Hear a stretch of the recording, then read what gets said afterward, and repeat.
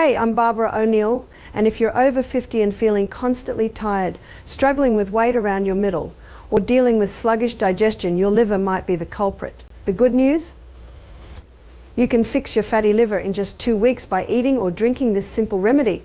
It's easier than you think. Let's dive in and get your liver back on track. And as a special thank you for joining me today, we're giving away 100 free copies of my best-selling book to subscribers. So if you haven't already, make sure to hit that subscribe button and leave a comment about why you want to win my best-selling book this morning. We're going to be looking at your liver. And your liver is the organ that is orchestrating the detox. The liver is often called the project manager because everything that goes into the body goes first to the liver, and everything that comes out of the body comes out under the jurisdiction of the liver. So what we're going to first of all do, have a look at what goes into the body and what the liver does with it. So we're going to have a look at foods, and never in the history of mankind have human beings eaten so many carbohydrates. I think you'll agree with me. We've become high carbohydrates consumers. You just go into any supermarket and there's usually a whole aisle devoted to bread, a whole aisle devoted to cereal, and almost a whole aisle devoted to pasta. There's certainly a large section devoted to cakes. Now I'm just going to say cakes etc., because this takes into consideration croissants, muffins, cookies, biscuits. We call what you call cookies, we call those biscuits. Also another high carbohydrate is pizza rice. Rice is another. Carbohydrate, potatoes and products made with potatoes abound. There's your French fries, your chips, you call them potato crisps or chips, and then last and certainly least in nutritive value is the pure crystallized acid extracted from the sugarcane plant. Would you agree with me? But if you live on the farm, this is not fast food. All this has to be made. What's the fast food down on the farm? Fruits and vegetables. That's your best fast food shop, is your fruit and vegetable shop. All of these foods in the gastrointestinal tract break down to a singular structure called glucose.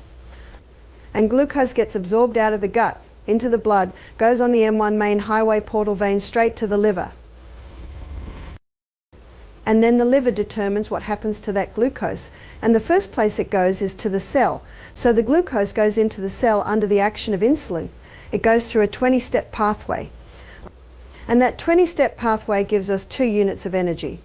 The end result of the 20-step pathway is a chemical form of glucose called pyruvate. And pyruvate is the chemical form of glucose that gets fed into what's often called the powerhouse of the cell, because this 8-step pathway delivers to us 36 units of energy. The focus is on the liver, the body's detox commander. But everything that enters is filtered through this organ. But here's the harsh truth. Our diets are killing it. Supermarkets are stocked with carbohydrate-heavy foods like bread, pasta and sugar-filled treats, overwhelming the liver with glucose. Most of it gets converted into fat, leading to the silent epidemic of non-alcoholic fatty liver disease. People don't realize that pizza, chips and even rice are flooding the liver with more than it can handle. The liver, which should be managing detox, is instead drowning in fat. Fruits and vegetables, on the other hand, give the liver a break, promoting detox rather than fat buildup. It's time to stop sabotaging our bodies with carbs and opt for natural foods that heal. The liver can recover, but only if we act now by embracing real nutritious food. You see, on this high carbohydrate diet, the poor old pancreas is getting screamed at all day, more insulin, more insulin, more insulin. But on this diet, the pancreas is getting a break and it starts to revive. People with high cholesterol levels came back to normal, and what are we told we've got to do if we want to get cholesterol levels down? Stop the meat, butter, cream, cheese, eggs, am I right? Yeah, and the drug, that's true. Here's the cholesterol levels were coming down. Atkins scratched his head. His cancer patients were going into remission. Do you remember yesterday? And I do admit I am guilty of information overload, but cancer cells consume 15 times the glucose of any other cell. So when you drastically stop these high glucose foods, the cancer cells can actually self-destruct when they're not getting the glucose they need. What Atkins discovered is that these 3 food groups are the essential food groups. What does essential mean? Body doesn't make, you've got to put it in. Fiber is essential because our gut needs to be swept every day. That's what fiber does. Essential because it's in the fiber part of the food that you'll often get a concentration of your nutrients. Did you know that the highest concentration of nutrients in the potato is just under the skin?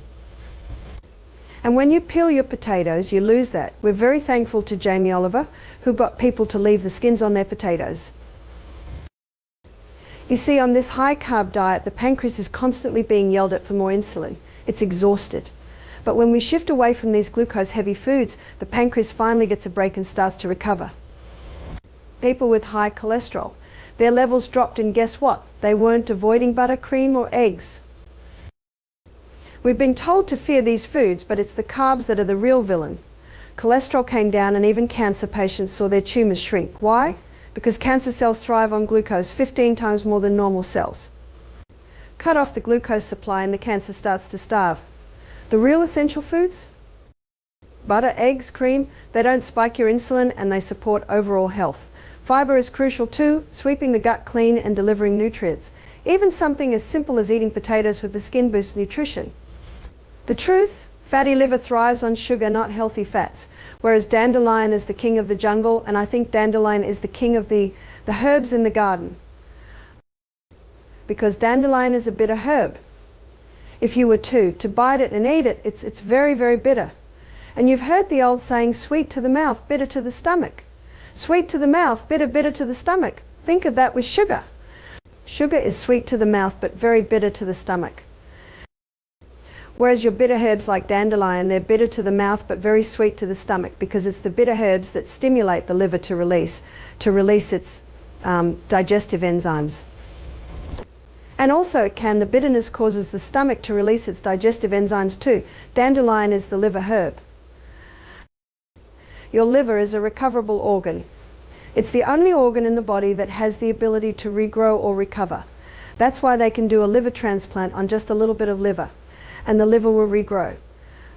And I'm so glad that God made the liver a recoverable organ.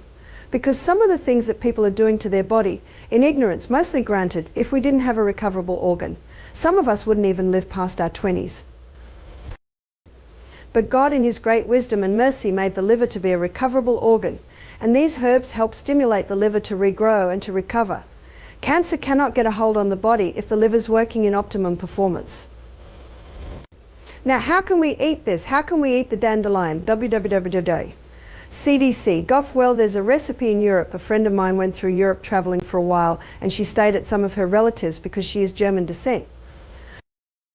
And she said that they make this wonderful hot potato salad. They cook the potatoes and then they chop them up hot into hunks, and then they chop up heaps of dandelion, and then they put lots of olive oil, crushed garlic and salt. Just imagine that. Doesn't that sound yum? Now those smooth, blandish potatoes covered with the delicious olive oil that makes anything taste nice. And that also calms down the garlic, and it also calms down the bitterness of the dandelion. So every mouthful you eat is mostly potato with that lovely oil on it, and salt, and a little garlic, and a little bit of dandelion. It's actually delicious. It sort of balances out to a delicious hot potato salad. Now this lady suffered from iron problems. She said, I had no iron challenges when I was in Europe. She said, I think I was. It's because I was eating the hot potato dandelion salad every day. Now what you can also do, you can buy the dandelion root that's been roasted. So that's like a dandelion coffee. And you can buy a delicious drink in the health food shop, and we sell it at Misty, called chai dandelion. A lot of people will drink chai tea, but the tea of course has the tannin and the caffeines in it. But chai dandelion is a delicious drink. A lot of people don't like herb teas because they say they're tasteless and bland. Not chai dandelion. Chai dandelion is a delicious drink, and it has a whole lot of herbs and spices with it to give it that beautiful flavor. So you can have the fresh dandelion scattered through your salads, or you can make your hot potato salad with lots of dandelion in it. The leaves, or you can buy the dandelion root roasted and have that as a hot drink. Let me tell you, dandelion is the king of herbs, especially for your liver. It's bitter to the mouth, but incredibly sweet to the stomach, and it's exactly what your liver needs to recover from fatty liver. We've been brainwashed into thinking sugar-filled foods are the way, but they're silently destroying your liver. Dandelion, on the other hand, stimulates the liver to release essential digestive enzymes, promoting detox and regeneration. Now, how do you consume it? You can scatter fresh dandelion leaves in your salads, balancing bitterness with other greens, or for a powerful tonic, try roasted dandelion root as a tea. It's a fantastic liver cleanser. It stimulates bile production, which helps the liver break down fats, flushing out toxins. And you might be surprised to see that the first alkaline food I'm putting up here is the humble lemon. And you might say, no, the lemon's acid. It is. And it's acid where it should be. There's only one part in the body that should be acid. You know where that is? Stomach. It must be acid. If someone says, I've got a very acid stomach, I say, praise God. Because if you don't have an acid stomach, you can't break your proteins down. How do you know it's acid? Well, it's sore. Well, you shouldn't feel it. I can't feel it. It means you haven't got a thick mucosal lining on the stomach. We're going to look at water tomorrow, and that's made up of water. Maybe it's because you're dehydrated. Remember, you've got to investigate. Now, the lemon is acid where it should be. That's why you'll find that most of our salad dressings have lemon in them. But when it is broken down in the gut and the minerals are dispersed and absorbed into the blood, and thus to the tissues, it has an alkaline effect because the lemon is high in the alkaline minerals, which is sodium and potassium, calcium, magnesium and iron. These are the alkaline minerals, and the lemon is high in the alkaline minerals. Don't you love the lemon? Every home should have a lemon tree. And if you're in a unit, you can have a lemon tree in a pot on your veranda. And one liver herb that many people don't realize it is the lemon. So a great drink in the morning, remember you wake up, have your water, have another bit of water, and then when come near the kitchen, have the kettle boiled and put the juice of a lemon in some water with a little bit of boiling water on top, and have a warm drink. Fantastic liver tonic early in the morning. Also, the lemon is an internal alkalizer, so that will do a few things too. One liver herb that many people don't realize is incredibly powerful is the humble lemon. In the morning, I always recommend starting with a simple lemon drink.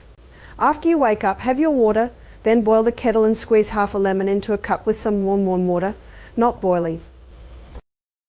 This makes for a fantastic liver tonic. Lemons are more than just acidic, they're powerful internal alkalizers. They help balance the body's pH, which is crucial for liver health.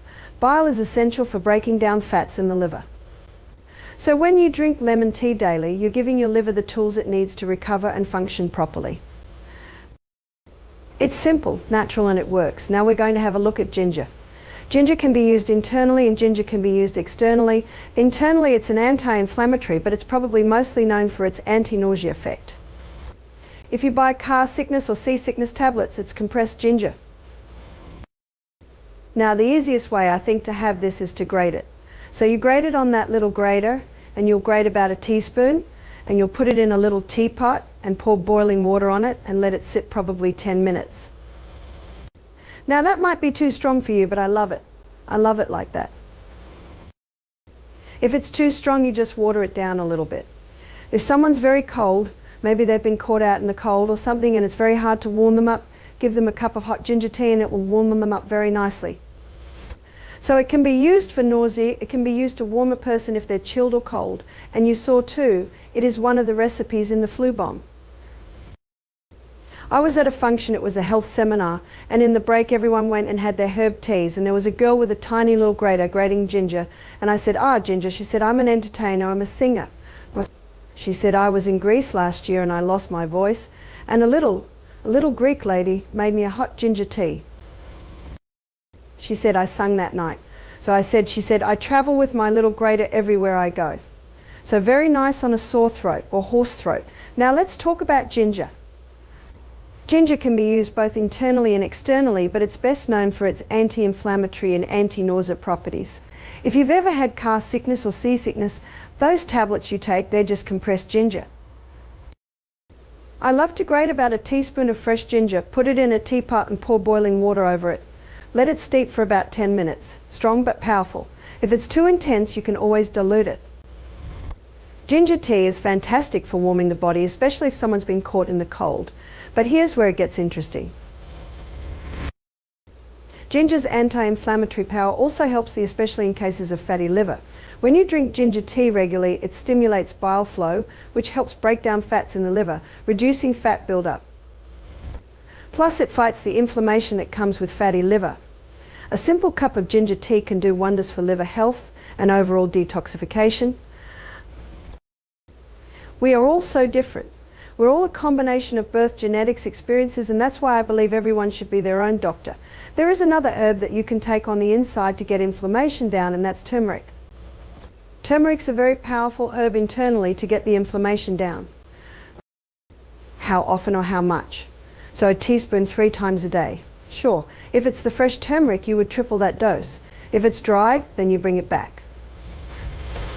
Now let's dive into turmeric. This herb is incredibly powerful for reducing inflammation internally, and it's a must for anyone dealing with chronic conditions, including fatty liver.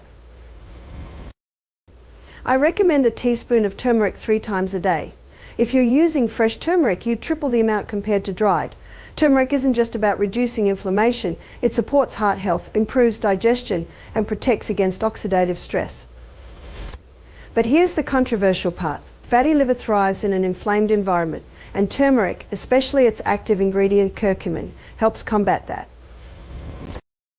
Curcumin fights inflammation at the cellular level, which is crucial because chronic inflammation contributes to liver damage and even cancer. Consuming turmeric as tea is simple.